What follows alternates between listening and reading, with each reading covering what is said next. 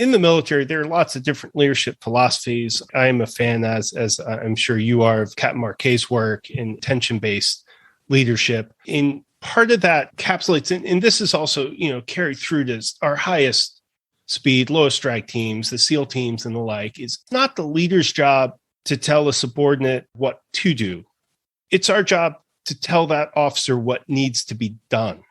And they can work out the details. They can figure out what's the best way to get from point A to point B, whatever the particular case is. So the key element there is making sure the team knows what our goal is. What is our mission? What do we want to achieve? Hi, folks. I'm Dan Dworkis, and this is the Emergency Mind Podcast, a space where we bring together lessons from the emergency department and beyond about performance when it matters the most and applying knowledge under pressure.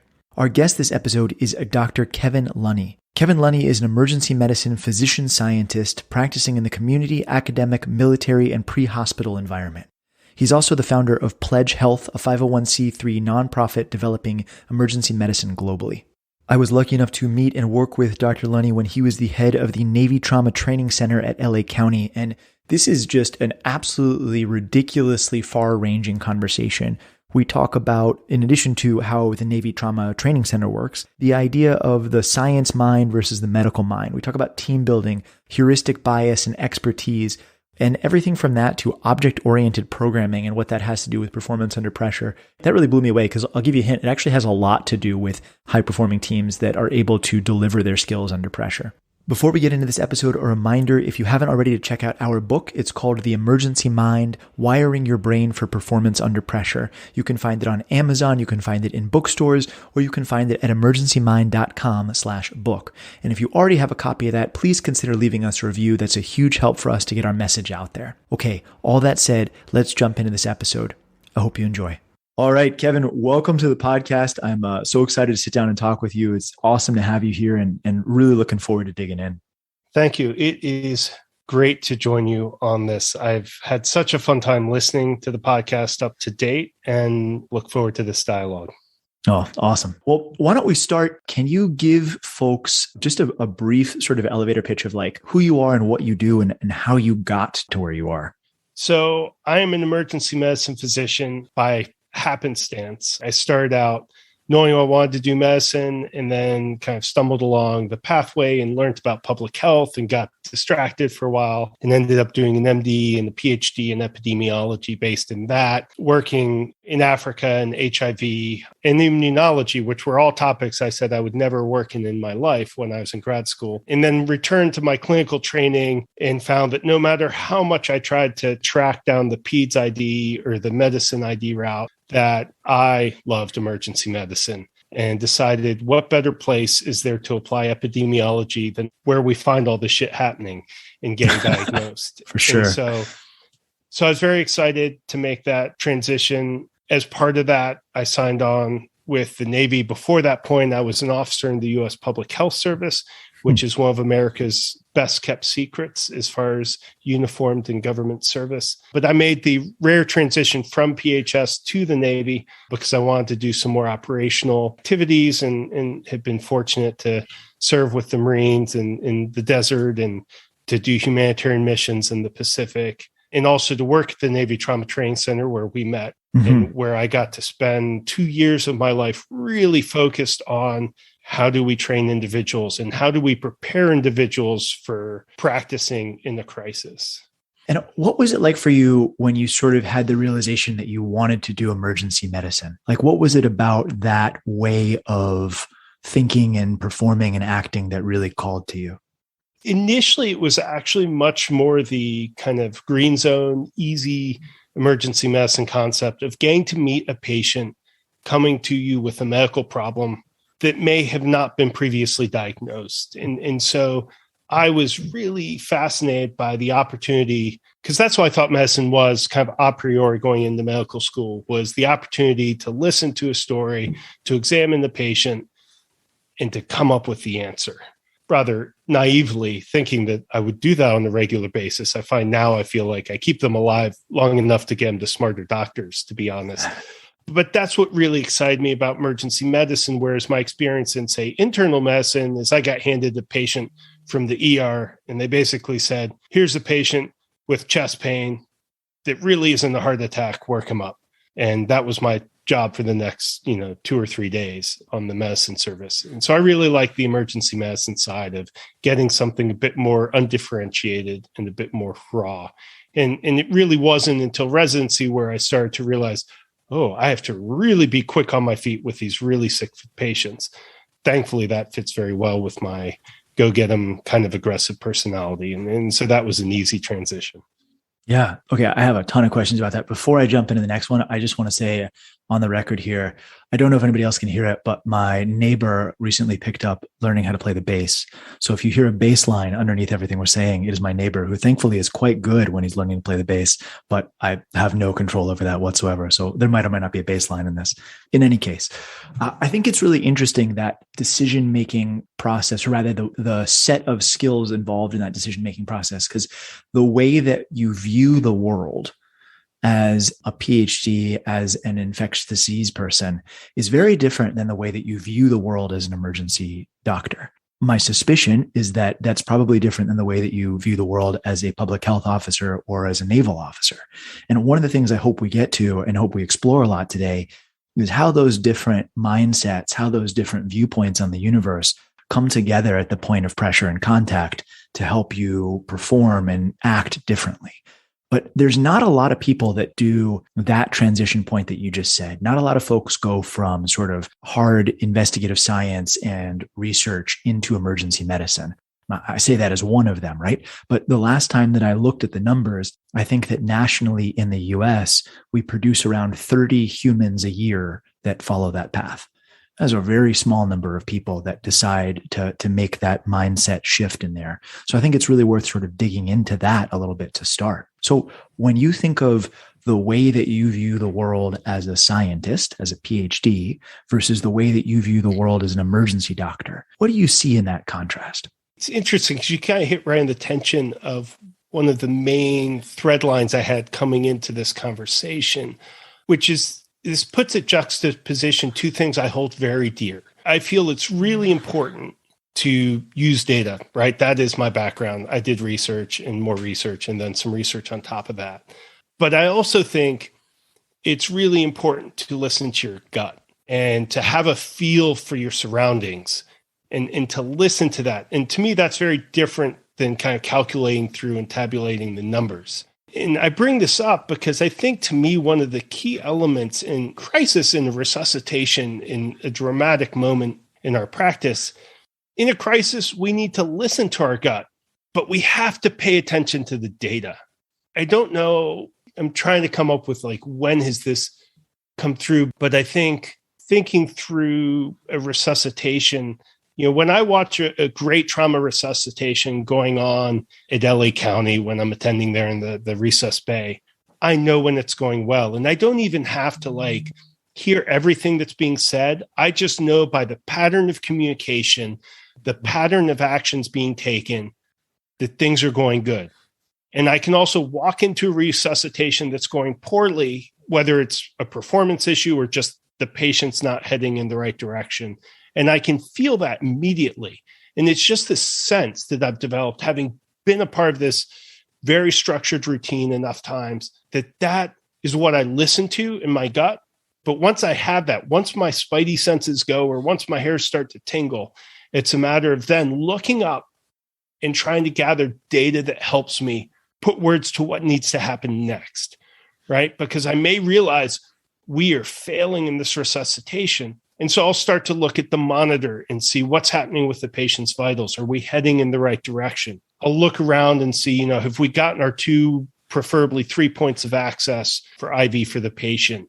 Then I'll start to catalog, have we done the fast? What did we learn from that? And I'll start working through the actual numbers we have from the resuscitation, because that hard data is hard to fake. And I find this, especially when I was training folks at Navy Trauma Training Center, our mind has this beautiful habit of simplifying what's in front of us. It's one of our gifts. It's why these visual illusions work. And our brain does this to us all the time. I can have a mannequin in a sim session, and if I put a wound over the right chest, but I have the mannequin programmed to have equal breath sounds, I promise you at least half my providers will listen to the mannequin and claim there are no breath sounds in the right chest. And this is a program mannequin. This is something that has clear feedback that I know is being delivered, that I can go back and double check and be like, nope, there are breath sounds in the right chest. But it sets them on this trajectory that's completely, well, frankly, could be harmful to the patient because their brains connected that wound with the concept of breath sounds. And they honestly believe they heard no breath sounds. And so I try to focus, especially when I've got relatively novice physicians, PAs, medics, that they need to do more than just trust their physical exam, because often our brain's playing tricks on us.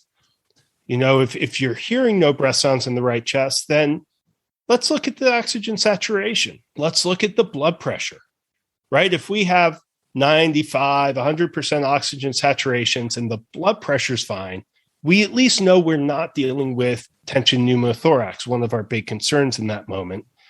And no matter whether or not there are breath sounds or not, we've got time to gather more objective information, either through ultrasound or an X-ray. And that's what I mean by gathering data. It's trying to get as much hard information as you can to supplement that gut feeling, because both are important. But man, the data is really useful when your mind's going a mile a minute because you're stressed and, need to change your scrubs. Man, I love that. There's so much knowledge implicit and between the links of what you just said there. So I want to unpack this a little bit and then turn back around and ask you some questions. So, okay, if you're not medical, what we're talking about here is a situation where somebody comes in with a wound to their chest and you're trying to decide if they have a pneumothorax, a blown lung. And if they do, then you need to get into the chest and open it up to relieve the pressure and save their life. And one of the things, so that's like the base level of what we're talking about. But what we're really talking about here is sort of the way that the brain works both in and out of pressurized environments. And we're really getting to the crux here of sort of an intellectual debate between these two absolute giants of the world, Kahneman and Klein, right? Who talk about the difference between on Kahneman's side, the system 1, system 2 thinking, and on Klein, the naturalistic decision-making and how experts make decisions in spaces they are experts. I know we've talked about it before in this podcast, but if you haven't, you need to go out and read the paper called A Failure to Disagree that's authored by both Kahneman and Klein. And it's a really good introduction into these two different worldviews on how humans make decisions. And the essence of the argument is that essentially they're both true, that sometimes we behave like experts in spaces where we are an expert. And this is what Lunney's saying when he talks about, I walk into a room and I have a feeling about something. I can't exactly say what it is, but I know it's true. And then it is true. And sometimes we behave like completely predictably or unpredictably irrational actors, which is what we're talking about when we say I go and I get anchored by the appearance of one thing, and that changes the way my mind actually views reality. And man, is this cool. And there are such enormous real world consequences to it. I feel like the more I get into this, the more grateful I am that there are incredible scientists who have gone before me that have tried to figure some of this stuff out. And also how crazy it is, how little I understand about my own brain some of the time. But man, there's so many different interesting directions to take that. And I guess let's spin it this way. So when you're personally in the hot seat, when you're running a resuscitation and you're having one of these moments where you realize, hey, things are going a little differently than I think they are. And I need to regroup. I need to rematch my understanding of the world with the world in front of me. I need to check my model based on the data. How do you do that? So I think the first step is I step back, right? And part of this is because I'm mostly a community physician. So most of the time, I'm the only doc in the room. And so it's really easy for me to go elbows deep in a line or in an activity. It's when I start to feel things are going awry that's my ticket. Like, no, I need to step back. I need to be the attending for this patient, not the hands-on clinician, even though I got to play both roles. And almost any time, no matter how severe the crisis is, almost any time you've got a moment to take a deep breath, look at your data and say, am I addressing this patient's biggest life threat? And if I can answer that, yes, okay, fine, I'm going to go get this job done. And if I can't, or if I'm unsure, that's when I take a moment. I look at my monitor. I look at the patient. I look for additional clinical information to help put me on the right track.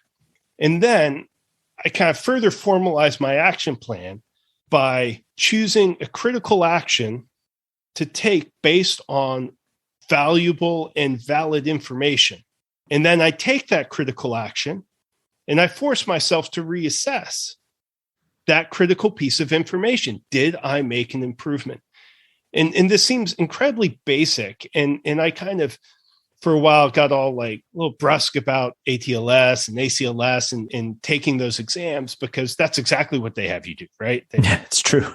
Listen to their lung sounds. Oh, there are no lung sounds in the right chest. Oh, well, then I put in a chest tube. And then I reassess the patient. As long as I've done those three things, I'm going to pass that exam and everything's great. But the reality is patients do that for us. You know, I get the hypotensive patient with a positive FAST in the trauma bay, and I'm going to use positive FAST hypotension as my two markers. So I'm going to say, we're going to give, 1 unit of PRBCs stat and reassess. And I've done this in real life. And most of the time, lo and behold, their blood pressure is a little bit better, or maybe their pulses come down. They've had the appropriate response to the measurable data that I chose my action plan based upon. And so I really try to focus my learners in on this as well. I use it myself, because if I give the blood and the blood pressure is still going down, I have to think, where have I gone wrong? Like, I should have seen clinical improvement. And now I'm left with some choices, right? Did I not give enough blood fast enough, right? Am I just falling behind the curve? Or do I have the wrong diagnosis? Is this patient hypotensive because of that dreaded tension pneumothorax we talked about, or tamponade? So I may need to expand my differential, even though we're still in crisis mode, because I have this trigger of, I took an action, I didn't get the response I'd wanted. And that, again, is another signal to me to step back, take that, well, I'll call the attending role, or the 30,000 foot view, and reassess and come up with a new strategy. Struck here as you say this by this image of a person trying to find their way through a bit of unfamiliar wilderness. And it's easy to get a sense of, here's what I think I am on the map. Here's where I think I'm going to be going. And I'm going to do a couple things. I'm going to take a walk about 10 minutes in that way. And what I should see over there is a stream. And if I don't see a stream, I'm going to go back and try to figure it out again. Right? Because what you're really describing is this sense of this feedback loop, sometimes called the OODA loop or the OODA loop, right? But you're doing this feedback loop of essentially saying, what is my model of the universe? What do I think my action is? And then what is the probability of that model given the data that I'm seeing? Some sort of reverse Bayesian inference here about what's happening, right? But to stop getting nerdy about it for 1 second, like what we're saying is we need to have this constant loop, and that probably the speed at which we do those calculations and those loops has to be very different when we're in the middle of a resuscitation bay than when we're in a science lab doing an experiment on a bench. But ultimately, the logic is the same, right? You still design an experiment, you have an expected outcome, you look at what happened, and then you go back and sort of reevaluate your view of the universe based on what you just learned. It's just a matter of spinning that loop and being really rigorous and honest about what you see, so you don't get pulled into one of these like heuristic biases or these traps. Am I saying that about right? Yeah, absolutely. I mean, OODA loop's definitely how I think about this a lot of the time, because it implies, in the whole idea behind the OODA loop, right, was the need for urgent action, even if it isn't 100% the best action, but the need to then immediately reassess and require and target again. And I think that's very much an important part of emergency medicine and crisis management. Is you're not looking for the perfect solution, but you're looking for a good solution that you can then test and improve upon. And how explicit are you when you do that? Right? Like sometimes when I'm running a trauma, or I'm running a critical case, I will say, all right, folks, my hypothesis here is that this is a CHF flare. We're going to do this. This is what I expect to see. Let's reevaluate in 2 minutes. Like, are you that explicit about it? Or are you just sort of doing most of this internally and then redirecting your team as you go? When I'm running a resuscitation, it's a very explicit. I'm very much a talker in explaining my thoughts to the team. I feel this does several things. One is it opens the discussion up to everyone else in the table. I feel that they're more likely to share their thoughts back with me. I feel that it makes sure we're all on the same page as we're moving forward. Like there's a clear commander's intent. We've got, CHF exacerbation. We're going to get this patient on BiPAP. We're going to start a nitro drip. Our goal is going to be getting the blood pressure down. And if this isn't working, we're going to start looking at other pieces of data. And it allows me to have the rest of my team speaking up or call my attention to, hey, doc, do you see this patient's rash? No, let's go explore that. Different case, but it turns out like I can think very clearly when my nurse said that to me once.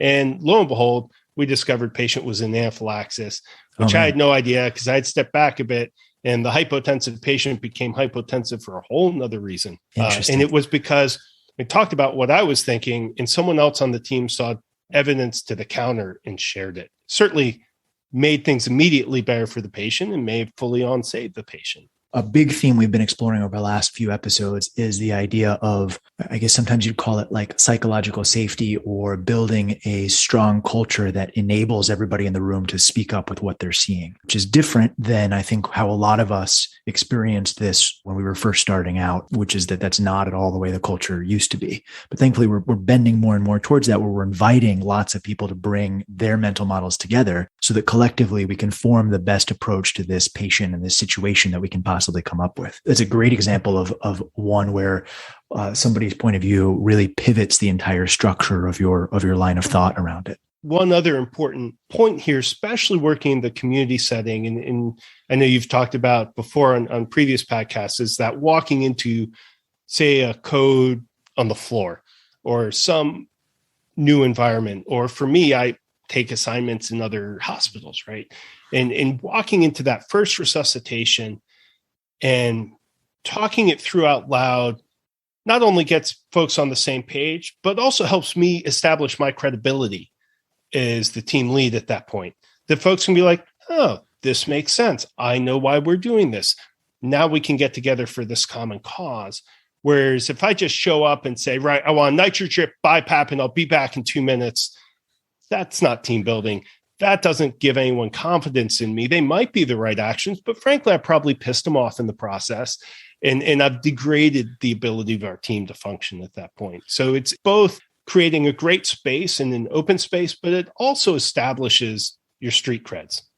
Yeah, absolutely. And I think this is an issue that we're running into more and more as all of us in emergency medicine and throughout most hospitals are becoming, whether or not we're excited about this, becoming much more agile, flowing sort of swarm team ideas as opposed to units that stay together for long periods of time. It previously was you'd show up to a shift in Alpha Pod or whatever, and then you would be in Alpha Pod your entire shift. You'd work there, you'd work with the same team, the same nurses and everything. Chances are if you came back the next day, like a similar team would be on and you'd have the chance to really build with them. These days, you see a lot more flux, even within the course of a particular shift, where you start in this area, then you move there, then you move here.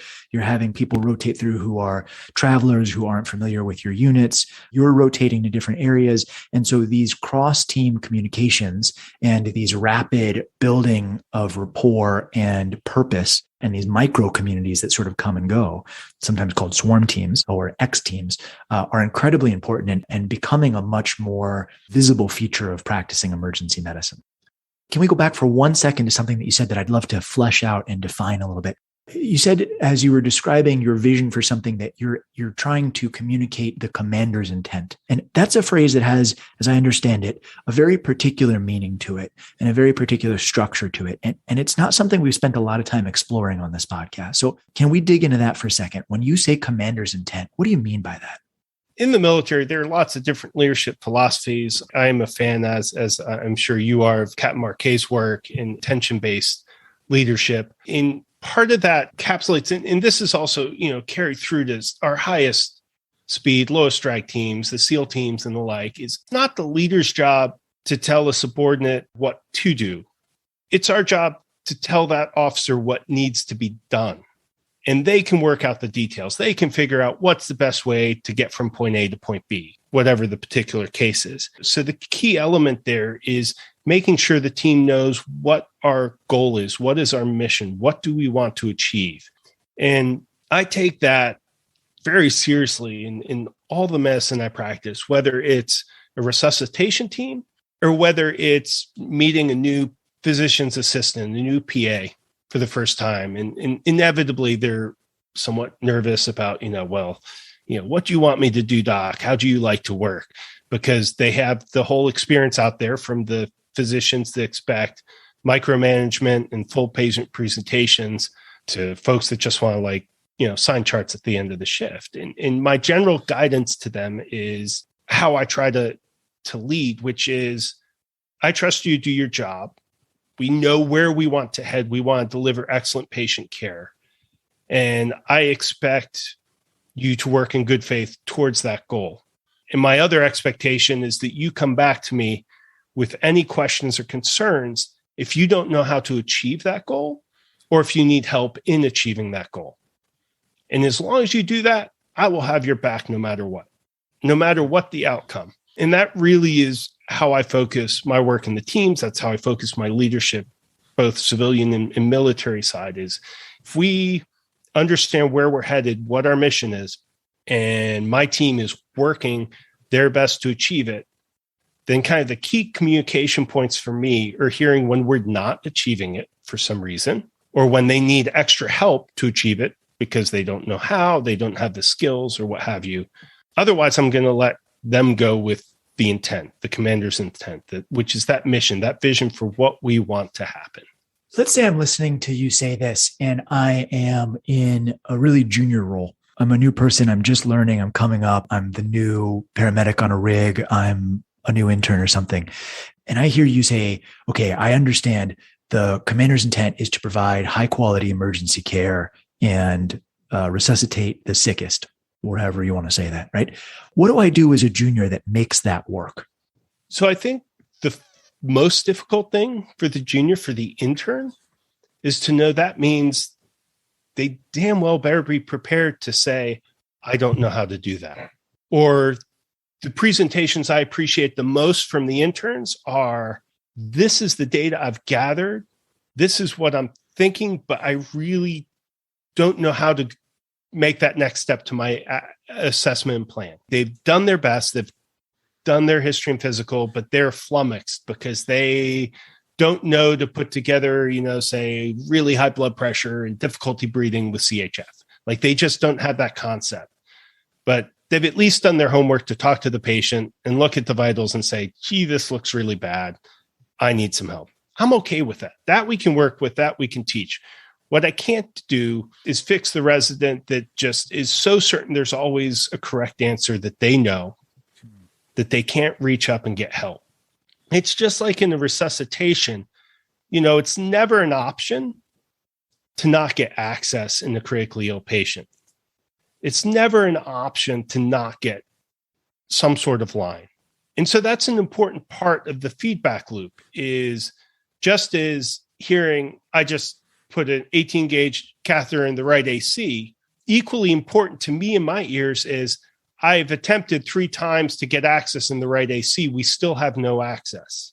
Yeah. Because that alerts me to the fact that I need to make sure we have someone getting the IO, or that I have someone going for the central line.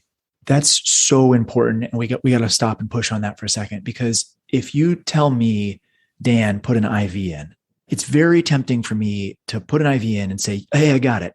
Or to not say anything until I have done an IV and just do it over and over again and just not put my head up and just do this one task. But for me to tell you, to feed back to you, Lunney, I've attempted 3 times and I have failed. I will search for an alternate site. Says, not only am I feeding information back to you about how it's going, but I understand the overall model of how trauma resuscitation works.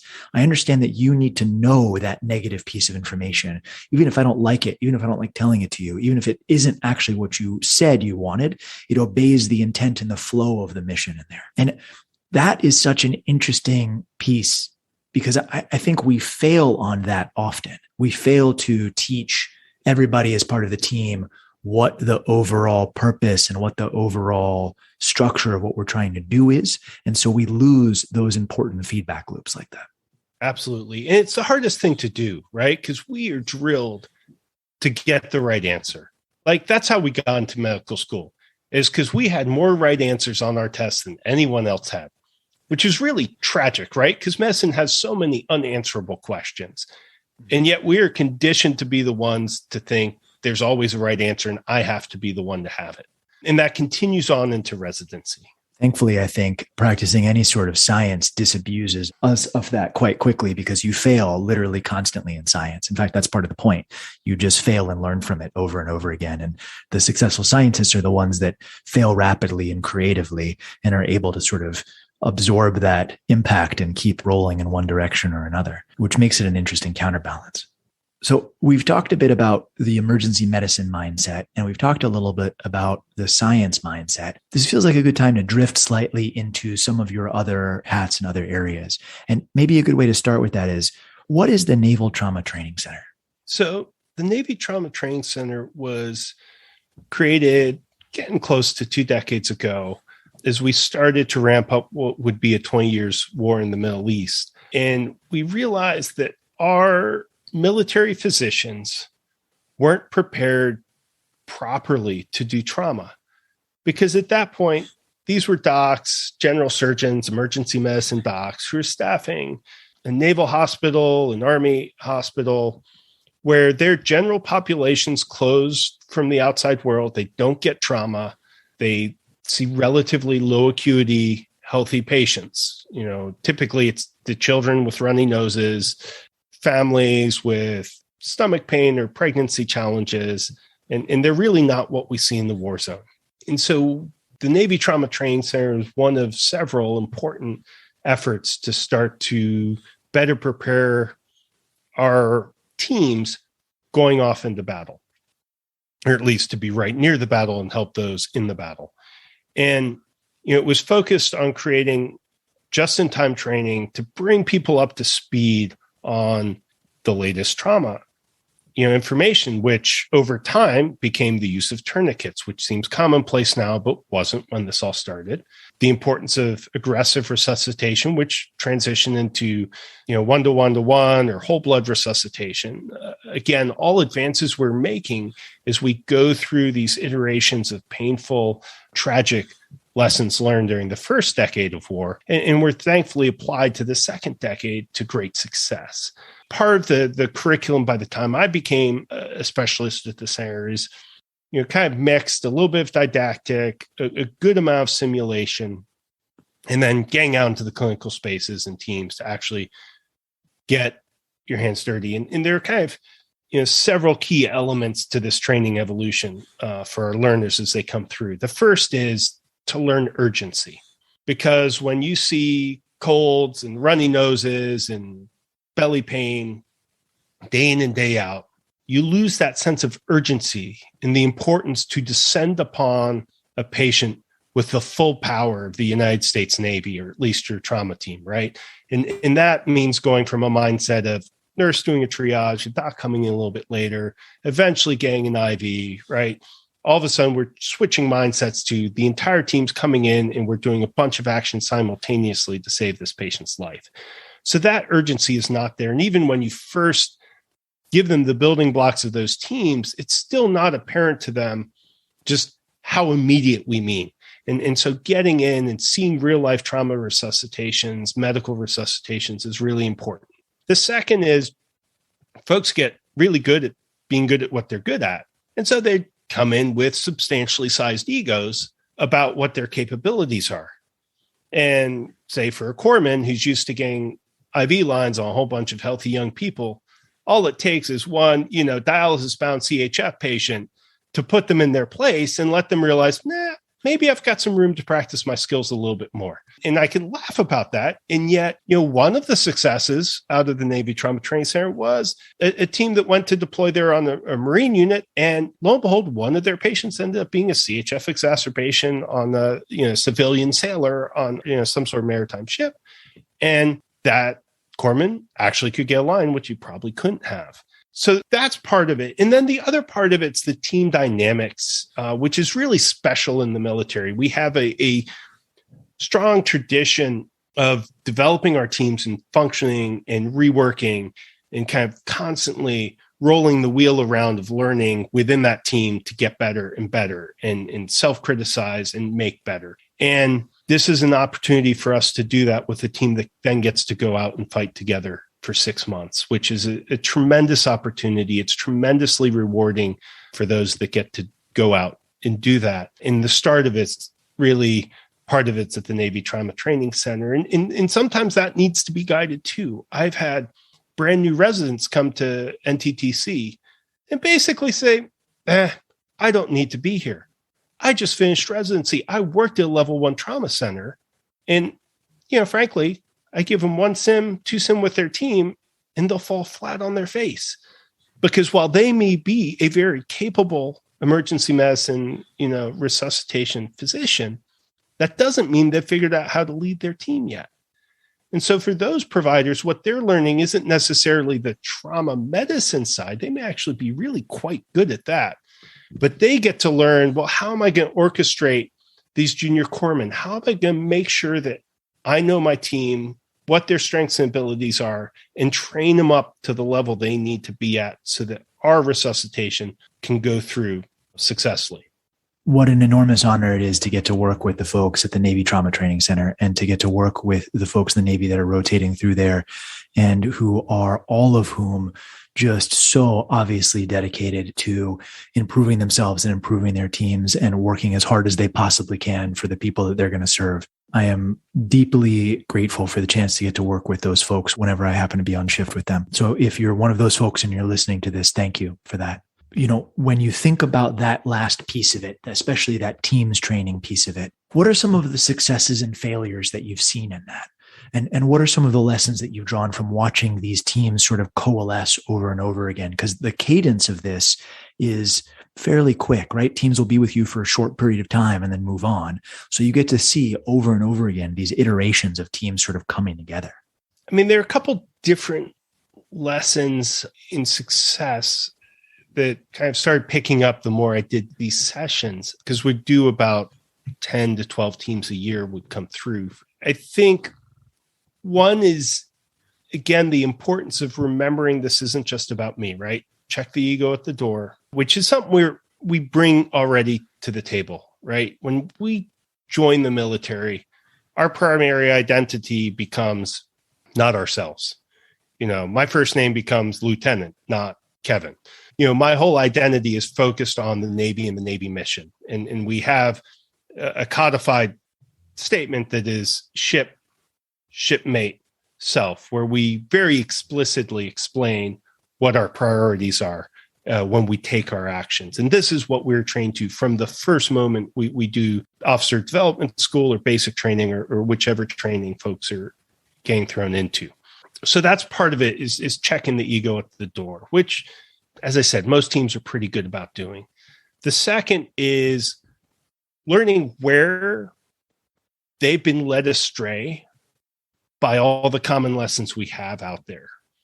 And so, one of the things I talk about a fair amount is how, for as good as ATLS is, and I am one of the biggest fans for ATLS and what it's done for trauma and medicine in general, as far as giving us a framework and a system to go through. But one of the challenges, because it's such a powerful system, is that everyone starts and gets stuck on airway as part of the airway breathing circulation algorithm.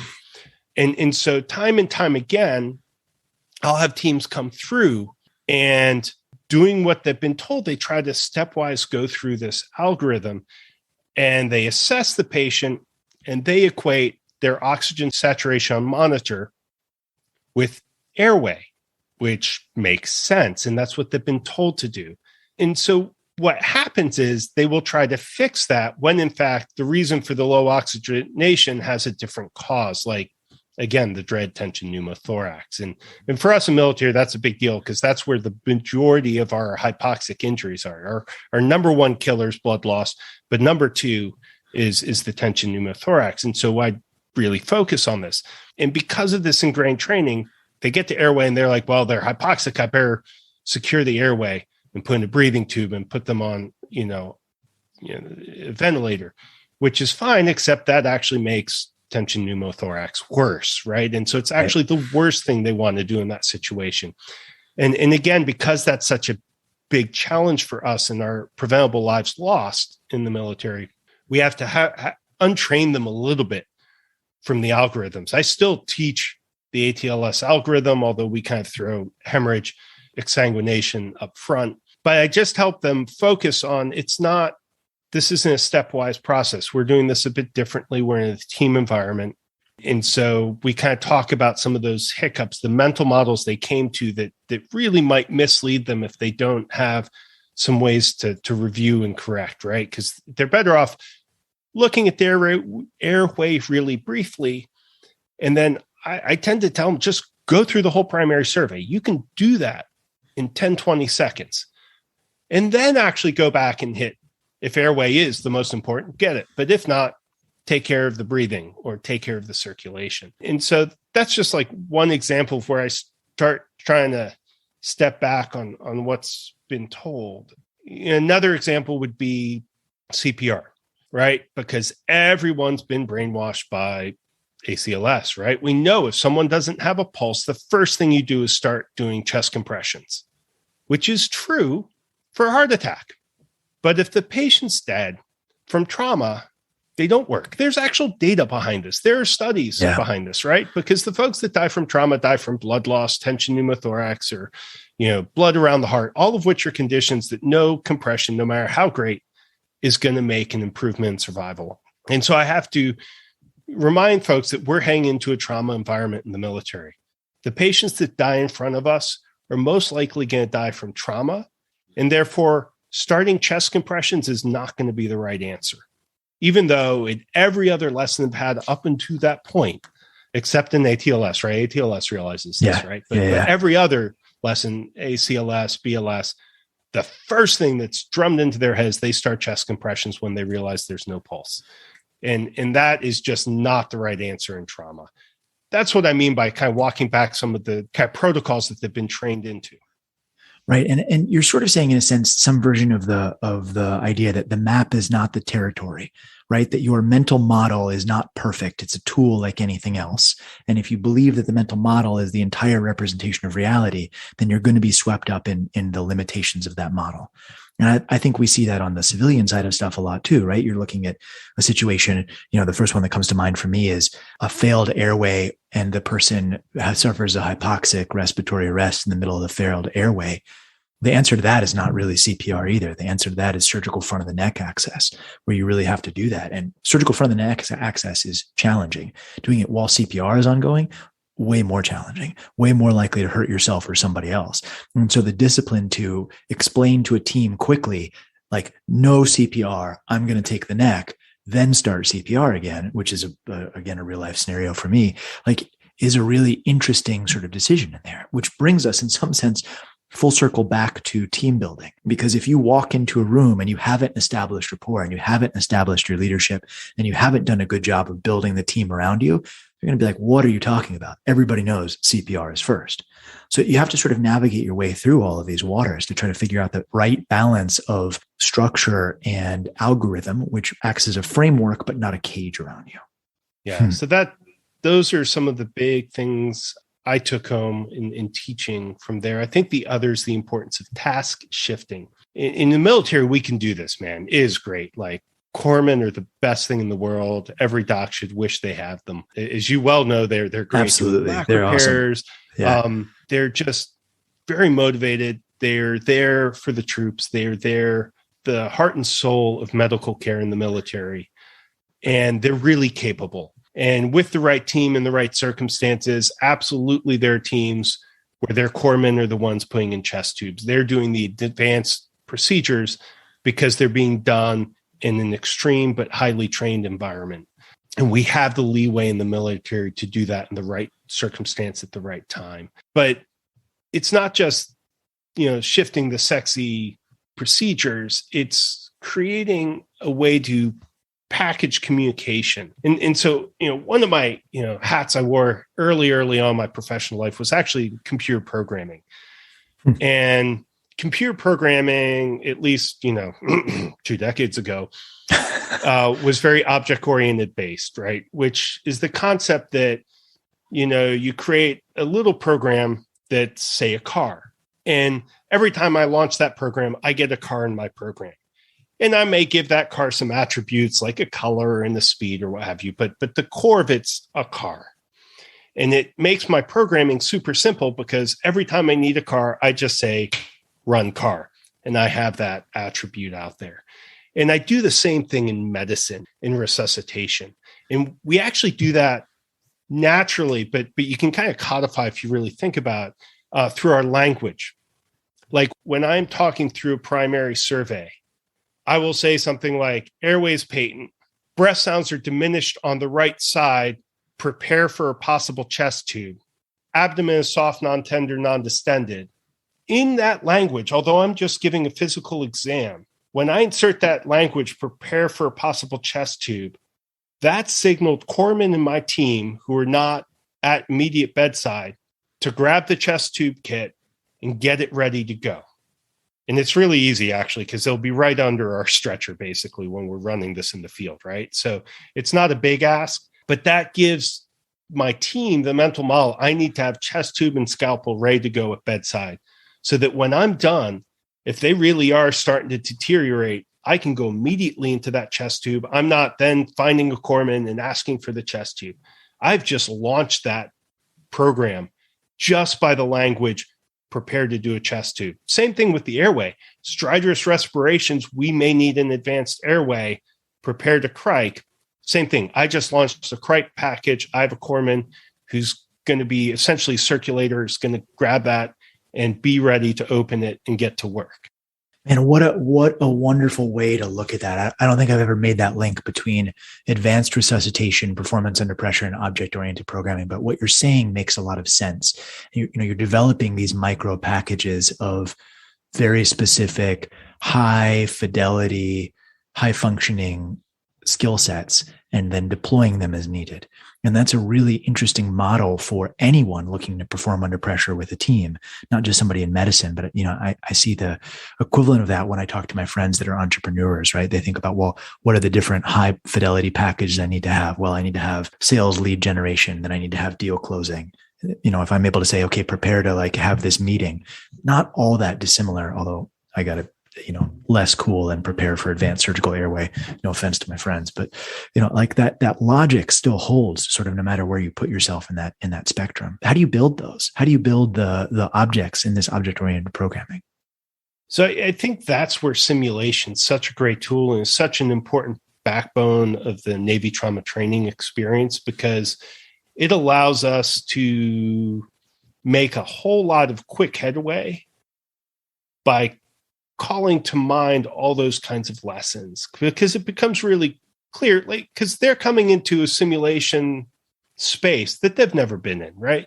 So when they show up, they don't know where the chest tubes are. They're going to fail regardless. But it gives us an opportunity to highlight, okay, so we need to learn our surroundings, but then what would make it even easier is if we give a trigger that you're, as a corpsman, this is one of your jobs. You need to then grab it, be ready to go.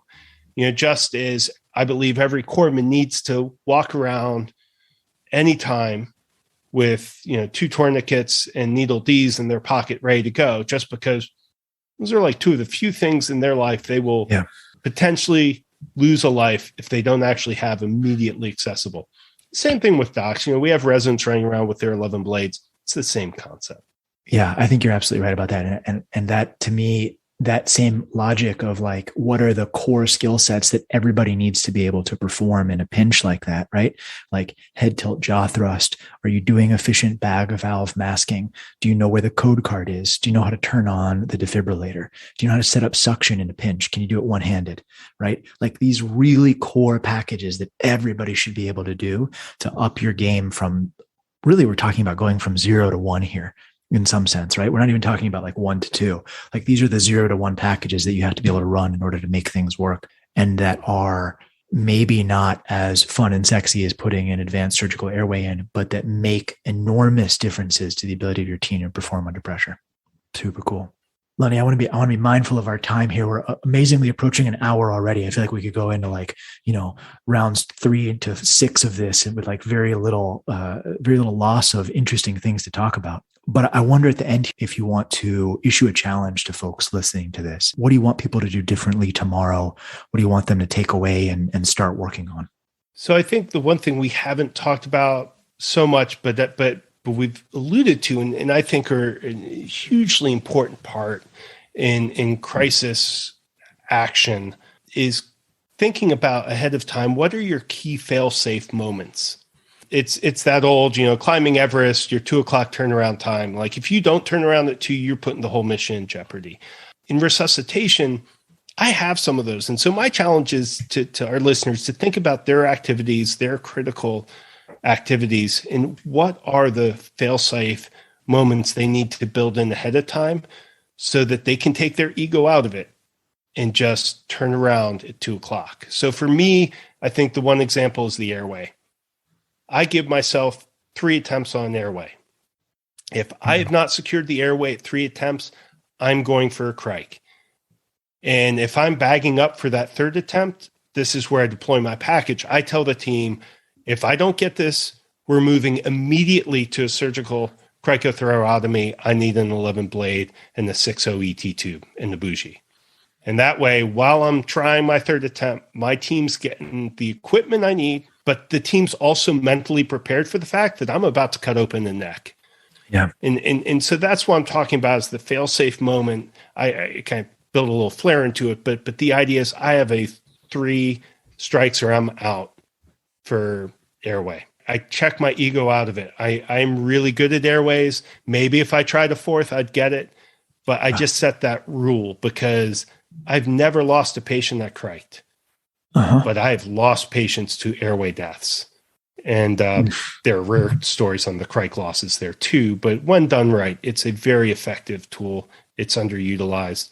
It's not the only thing out there for fail-safes that I use, but that's, I think, a really solid. Yeah, that's a great example. That's a great example. So to look through your projected paths and to figure out where you might fail and build in intelligent fail-safes before that. Practice them, get your tools ready, and get used to making that happen. Yep, exactly. Incredible. Thank you so much for coming on the podcast and talking to me about this. This has been so cool. I have a ton to think about and dig into. Such a pleasure. Thank you so much for having me and all the other guests. It's a great podcast to be a part of. All right, folks, that brings us to the end of this episode. I hope you learned something and I hope you enjoyed. As always on this podcast, our goal is to dive deep into what it takes to perform under pressure. Nothing that we discuss here should be construed as medical advice, and all of the opinions that we discuss are our own and are not necessarily representative of any organization with which we were affiliated or for whom we work. If you want to go even deeper and get more involved, don't forget to check out our book. It's called The Emergency Mind, Wiring Your Brain for Performance Under Pressure, and you can find it at emergencymind.com/book. All right, good luck out there.